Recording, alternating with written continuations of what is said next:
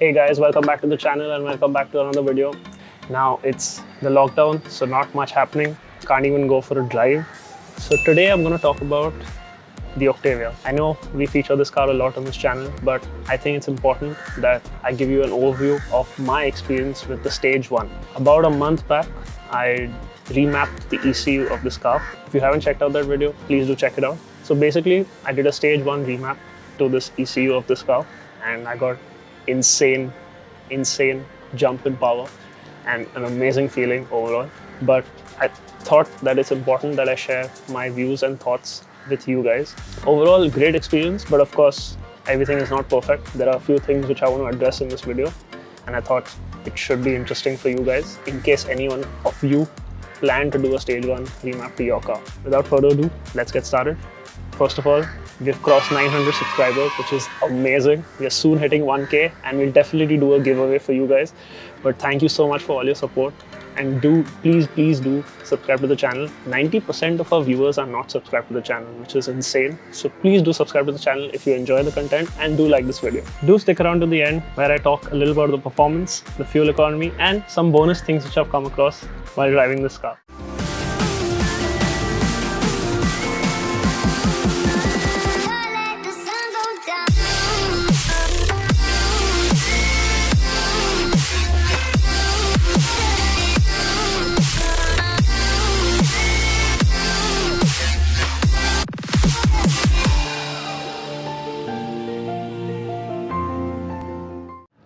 So I know I gave my basic overview and my not so subtle reaction in the earlier video about the Stage 1. Oh! Today I'm going to go a little more in depth and give you an actual, not a review, but my experience of the Stage 1 and what changes it made to the car and how it feels after. Now, the first thing I want to talk about is drivability. It does feel quite different, but overall drivability is quite similar, especially if you're driving at slow speeds. But of course, throttle response has improved significantly and the throttle is much more responsive.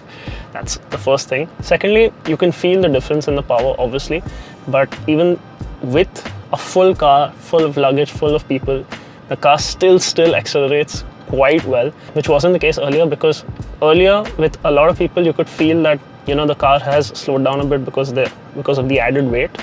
But now it's still good, because a big jump in power, which is like quite a bit. So yeah.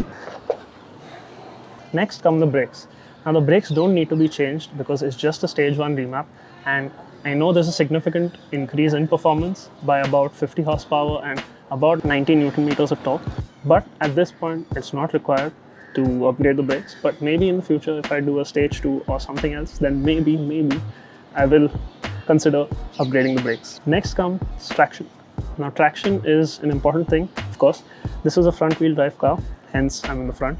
But right now, traction is significantly reduced because now throttle response has increased, power has increased. So because of reduction in traction, there is a lot of wheel spins, and in fact the wheel spins even in the third gear. Most of the power is in the low to mid range of the curve, which causes the wheels to spin, especially if you're starting from zero.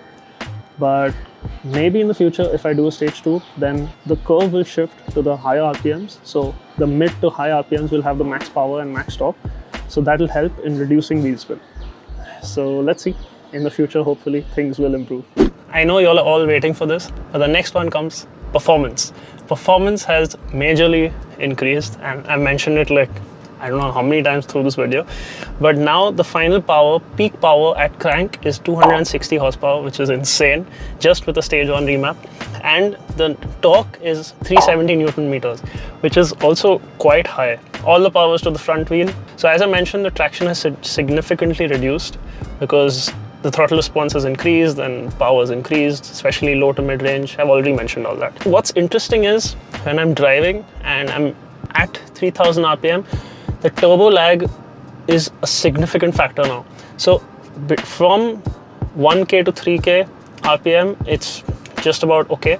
You can feel that the power is building up, but as soon as you hit 3000 RPM, there's a rush of power. So the increased boost pressure and the change in timing, etc. So now you can significantly feel turbo lag from 1000 to 3000 RPM, and then suddenly there's like a boost of power after 3000.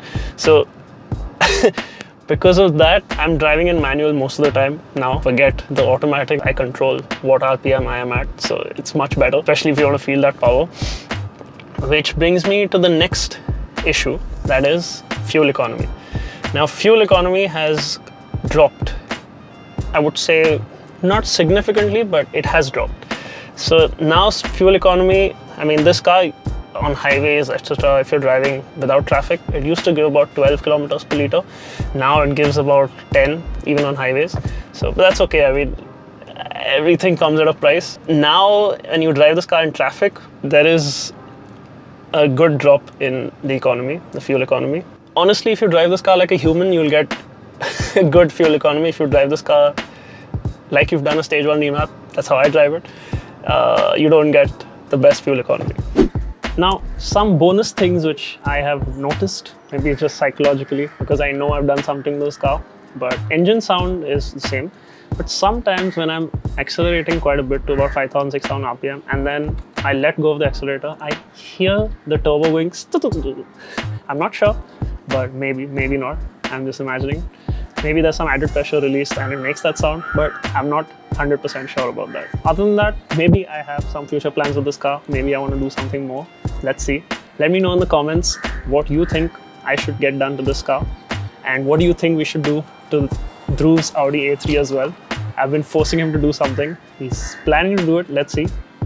But yeah, please let me know what I should do next. Whatever the top comment is, maybe I'll consider doing that to this car. So comment down below and let me know what I should do next. To conclude, that was it. I hope you enjoyed this video. If you did enjoy this video, please give this video a thumbs up, and of course subscribe to the channel and click on the notification bell so you don't miss our next video. Cheers. See you in the next one.